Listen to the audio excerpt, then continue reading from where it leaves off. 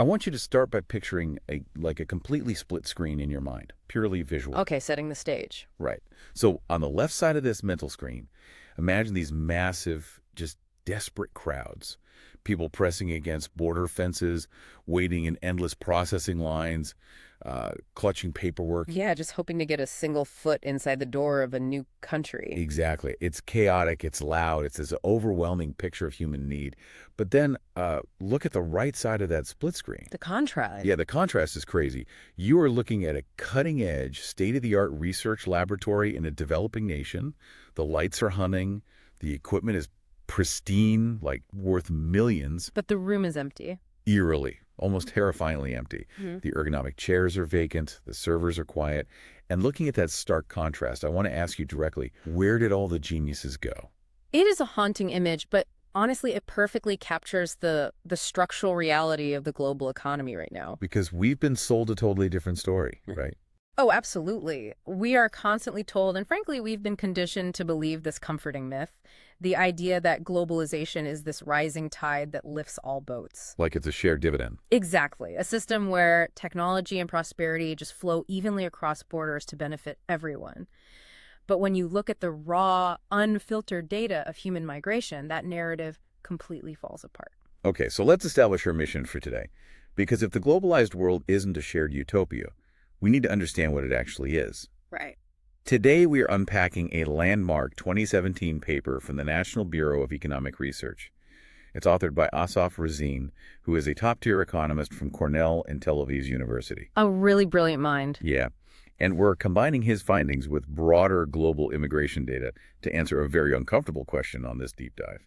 Is globalization actually just a giant, ruthless vacuum cleaner? That is the perfect way to frame it. Because right now, we are living in an era where artificial intelligence, quantum computing, tech hegemony, these things literally dictate whether a nation survives the next century. Or if it just becomes entirely irrelevant. Exactly. And you see the anxiety everywhere. People are looking around asking, why are the young getting poorer? Why are even developed nations suddenly panicking?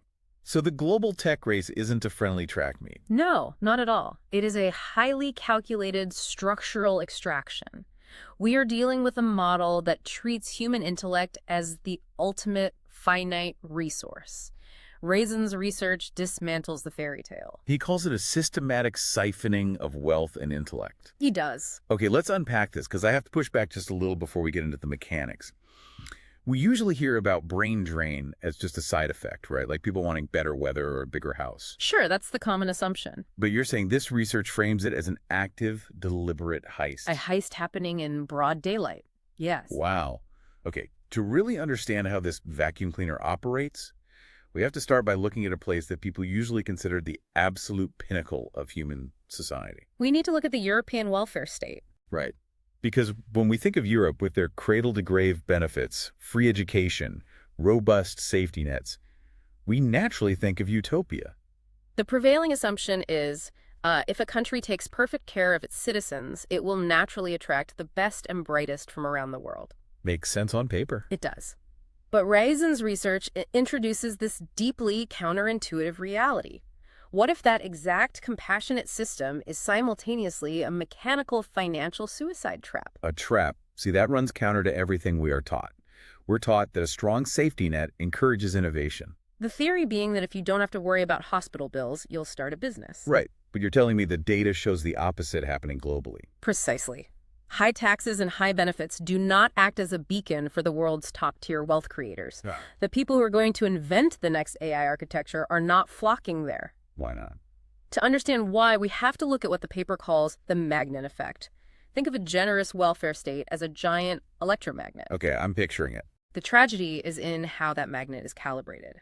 By its very nature, a system guaranteeing survival regardless of economic output is going to attract people who need the state to survive. So it pulls in lower-skilled immigrants. Exactly.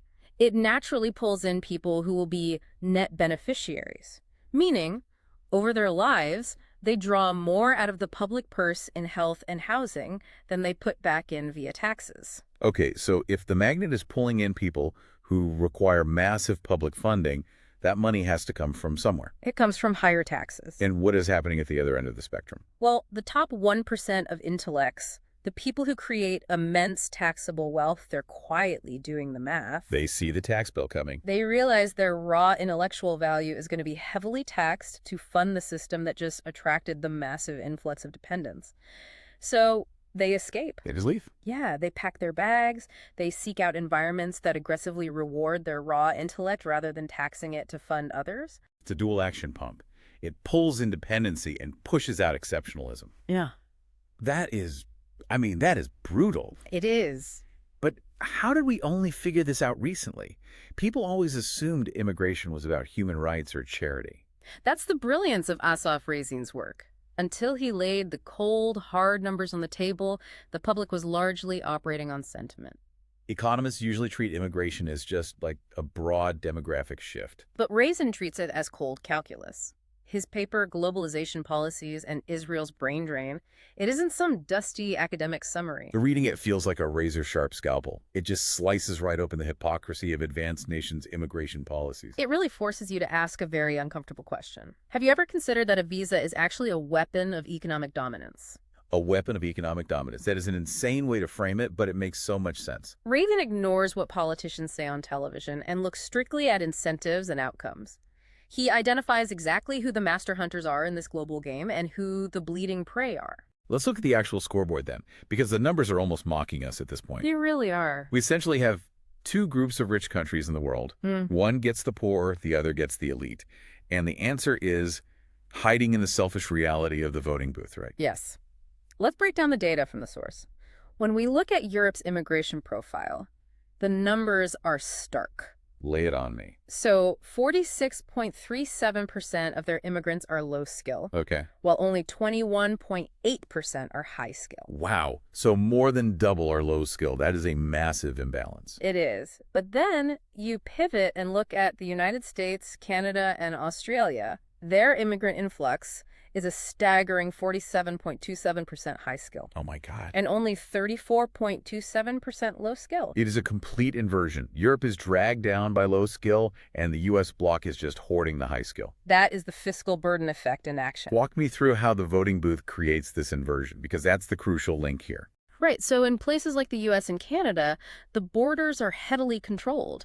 They aren't part of a massive free movement zone like the EU. Right. You can't just walk across 5 countries to get there. Exactly. Because the borders are gated, the immigration policy is ultimately decided by the domestic taxpayers who vote.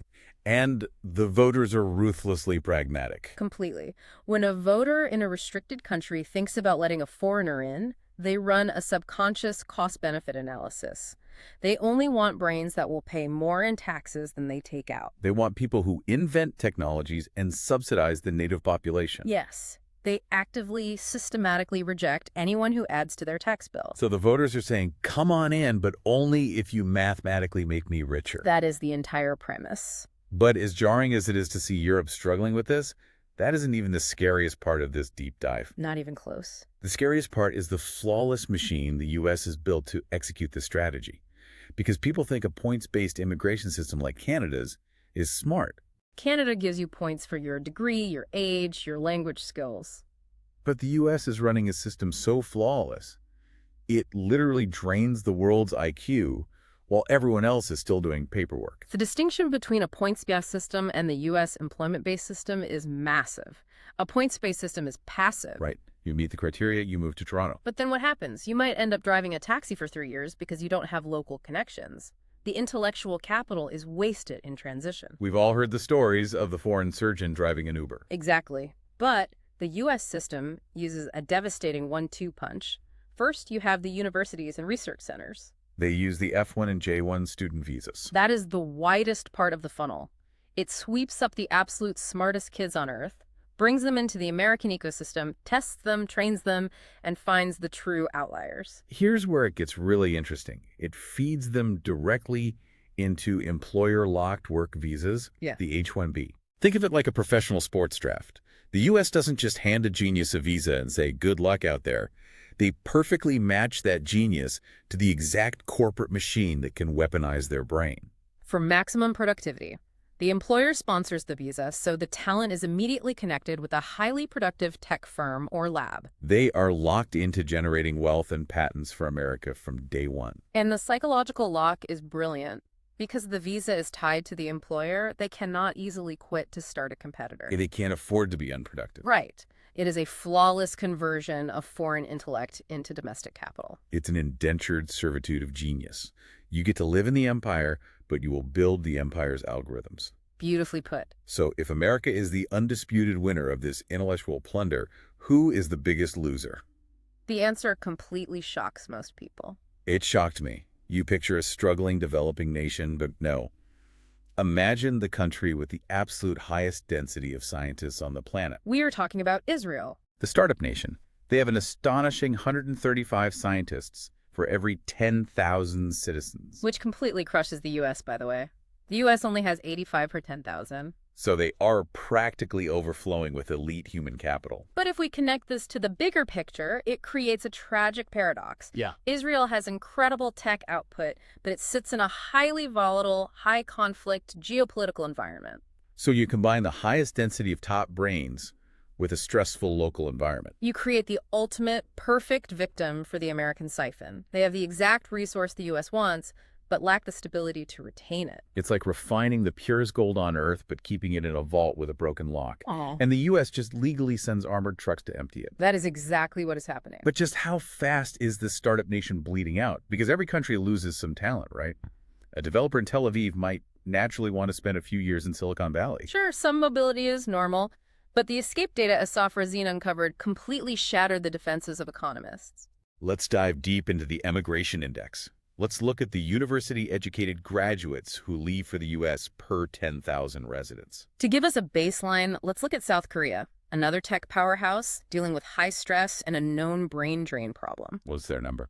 South Korea loses about 24 highly educated people per 10,000 to the U.S. Okay, 24 out of 10,000. That hurts. What is Israel's number? Israel loses 41.45 university-educated graduates to the U.S. for every 10,000 residents. Wait, I have to stop you there. 41.45. We always hear about Israel's booming tech sector on the news, but you're telling me their very foundation is quietly being hollowed out. The data does not lie. Almost double South Korea's rate. The pride of the nation is vanishing. And if you think it's just mid-level coders chasing a Silicon Valley paycheck to buy a Tesla, you are dead wrong. The real catastrophe is happening at the very top. Forget the engineers. The absolute smartest minds, the ones who teach the engineers, are gone. The ivory tower itself is collapsing. Let's look at the data on foreign scholars in U.S. universities. Most European nations lose 1 to 4% of their top scholars to the U.S. Germany is at 2.9%. Netherlands is at 4.3%. Canada, literally right next door, loses 12.2%. Israel, a staggering 24.9%. It is an apocalyptic number. A quarter.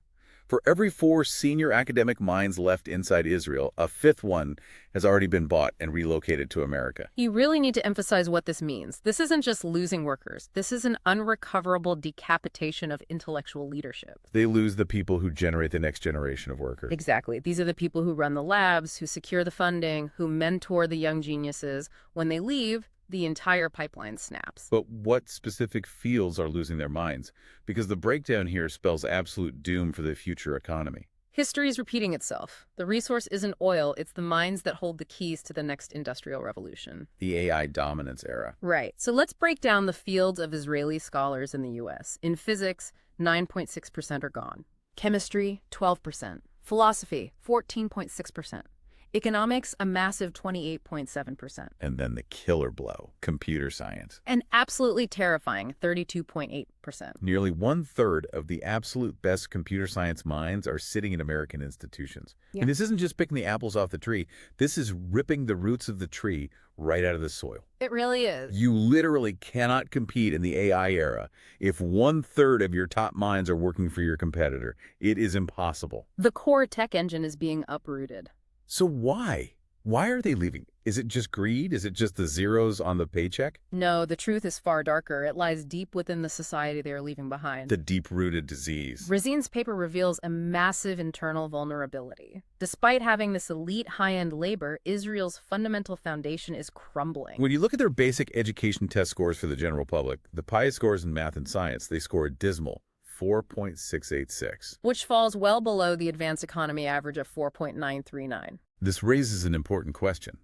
What does a top-tier talent do when they see their own country's foundation rotting? We have to remember these top-tier talents are parents, too. Oh, wow. Yeah.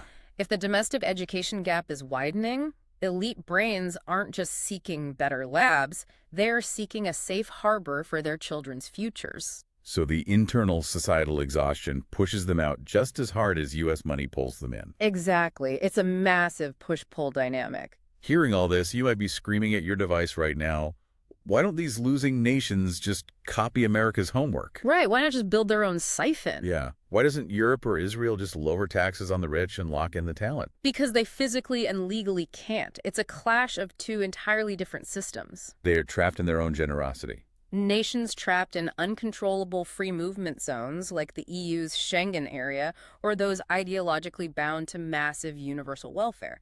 They cannot stop the bleeding. Let's talk about the Gresham's law of immigration. Yes. Bad money drives out good money. So what does this all mean for a country? As long as a generous, ungated distribution system exists, it will forever attract people who need handouts. And to pay for those handouts, they tax the rich, which repels the people who create the wealth. Exactly. Bad policy drives out good talent. The high-need immigrants enter circulation, and the golden talent is hoarded by the U.S. It's a systemic death spiral, which brings us to a very uncomfortable truth about what globalization actually is. The sugar-coated truth we've been fed for decades. For decades, we've been brainwashed to believe the world is flat and everyone gets a slice of the pie. A kid in a village gets a laptop and prospers. The reality is that the world is a brutally steep, slippery funnel. Globalization inherently accelerates the Matthew effect. The rich get richer, and the strong get stronger. Let's look at the sheer unfairness of this macro system. Developing and middle-tier nations spend billions educating kids, from primary school through college. They pay for the pediatricians, the schools, the infrastructure, 2 decades of investment. Then, right when that investment is ready to pay off, the U.S. swoops in. They set a high visa barrier to keep out the uneducated. And they pluck the absolute best for free, dropping their genius directly into the American patent pool. The U.S. gets the wealth creation without ever paying a cent for the childhood development. Israel's tragedy is just a microcosm of this savage global restructuring of capital. When you zoom out, the U.S. starts to look less like a modern republic and more like something ancient. The hidden logic of empire vampirism. Yes. Historians love to write about the glory of ancient empires, Rome's marble columns and aqueducts. But they almost never calculate the amount of blood drained from the outer provinces to keep the capital shining. The U.S. operates exactly like a late-stage empire. It no longer relies solely on its own broken basic education system to produce its top minds. They just use their institutional inertia and capitalist supremacy to act as a planetary siphon. The glittering skyline of Silicon Valley is literally built on the intellectual exhaustion and economic stagnation of premium provinces like Israel. It's just wild to think about it that way. The story of Israel's bleeding is a mirror. And right now, a lot of other countries are staring into it. Watching someone else bleed out is terrifying, but it's also a warning. For every other nation on Earth, tomorrow is going to be heavy. How do you save yourselves? Every developing and middle-income country is facing a historic life-or-death final exam right now. They face a dual threat. The massive pressure of housing and feeding low-end labor while simultaneously watching their top 1% of talent flee. So what's the ultimatum? Countries must choose between blindly expanding inefficient welfare or gritting their teeth to concentrate resources on building high-return and innovation hubs. To bribe their own talent to stay. Exactly. This isn't about political correctness anymore. It is a 50-year fight for sovereign survival. Which brings us to the final ticking clock. Because the data in Assaf Razin's paper stops in the past. But the cruel gears of reality haven't stopped turning for a single second. Capital never sleeps. Intellect has no borders. We are currently in the countdown to an artificial intelligence era that will permanently rewrite the fate of nations. No nation can hide from this. The exploitative logic of the empire still roams the earth, dressed up in the polite clothing of civilization and opportunity. So I want to leave you with a chilling question to mull over. If your country insists on clinging to outdated welfare traps and rigid, unrewarding systems for your best and brightest. Are you destined to repeat Israel's tragedy? When the ultimate superintelligent AI machine is finally built, Will your nation be one of the architects?